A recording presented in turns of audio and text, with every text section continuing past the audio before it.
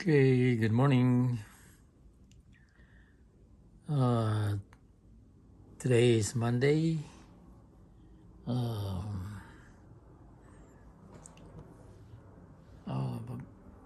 Down ang market today. It's the reason kasi yung unemployment at saka yung the whole Asia at saka Europe down ang market doon. Kaya down din sa Amerika. Biniblame nila yung sa Amerika kung bakit down ang market is yung mataas ang interest rate hanggang ngayon hindi pa binababa. Yun ang sabi nila. Pero ang pagda-down ng market is business cycle is up and down. Normal yung cycle na yan. Hindi naman parating up, hindi naman parating down. It's up. Sometimes goes down, sometimes goes up. Kaya normal cycle na magda-down ng stock market. Kaya it's up to you kung you take advantage sa down.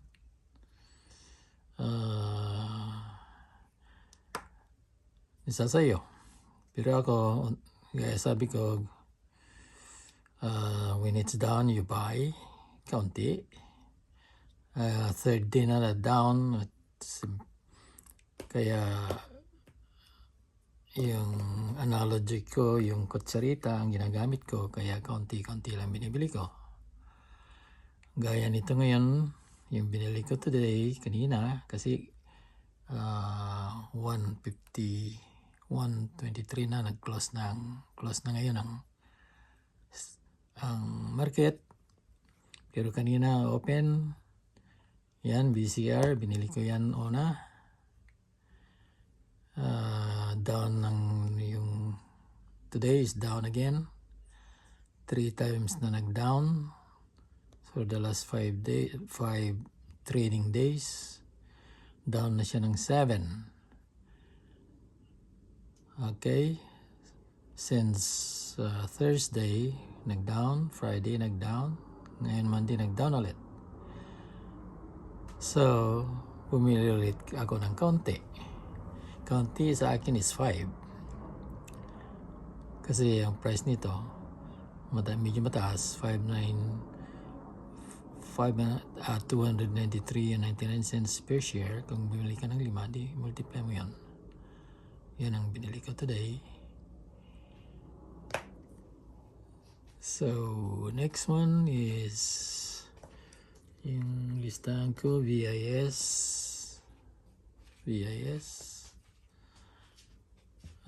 Today, down ng 2.10. Last 5 days, nag-down ng 5. So, another 5. Okay, another 5. Next is VGT. Where is VGT? VGT na sa bottom. VGT nag-down siya ngayon ng 3.50. Total ng 5 days or 7.89. Ang price nito is bumaba din. 5.15.36 today. Yung another 5 diyan. Another 5 shares. Okay. Next, pinili ko sa listahan is VB. Where is VB? Yan, VB. Again, nag-down din ito ng 2.84. Last 5 days, 7.16. Kaya 5 din yan. VB. Next is VBR. Where is VBR? BBK pala, hindi BBR. BBK today is down 2.67 last 5 days. Nag-down ng 7 din. Kaya another 5. Tapos Ba't hindi mo BTI.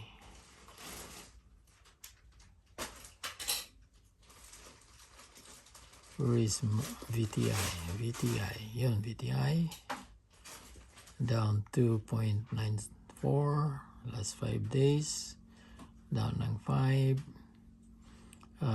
Ito ang pinakamalaking ETF ng Vanguard.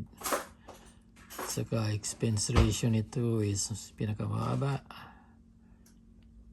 VTI, ang expense ratio nito is mababa, is 0.03. Kaya bili ka na dyan ng since BTI, bumili ako ng 5.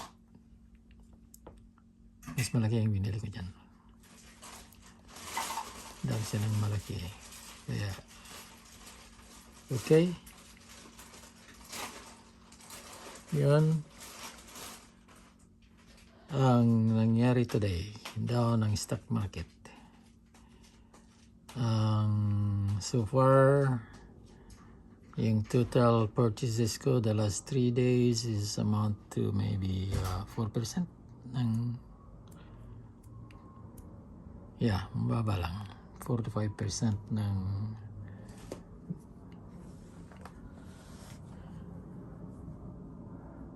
wala pa. Ilang percent lang yan. Binili ko kaunti. Mag-down ulit bukas. Tingnan natin kung ilan percent down. Then you decide. Unti-unti ang pagbili. Nag-stable ng market. Yun. Palagi ko mag-stable ito pag after election na eh. Okay, yan ang nangyari today.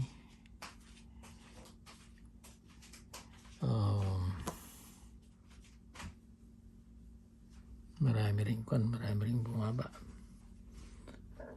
Yung BGT, BO,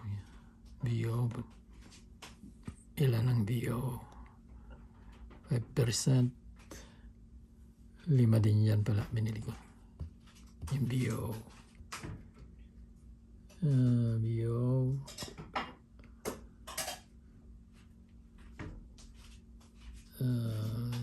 VDE, it's a VDE. May VDE. VDE is energy, yung oil. Pero tumaas ata ang oil ngayon eh. Let me see. Wala, hindi. Ay, bumaba din. Last 5 days. 5, kaya 5 din.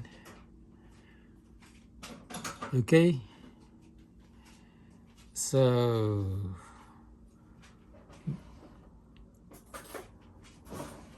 ang indicators dito, lahat sila nag-down.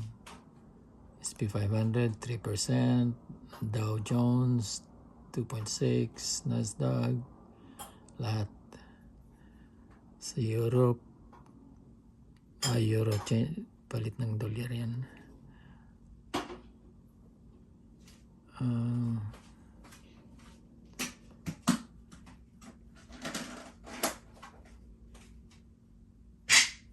Ito sa Europe nag-down ng 2%. Nikkei sa Japan ang malaking down. Parang nag-crash ang market sa Japan.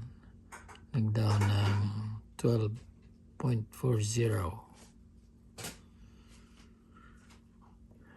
Yan ang kaya nag-down din ang Amerika, yung stock market sa Amerika. Okay.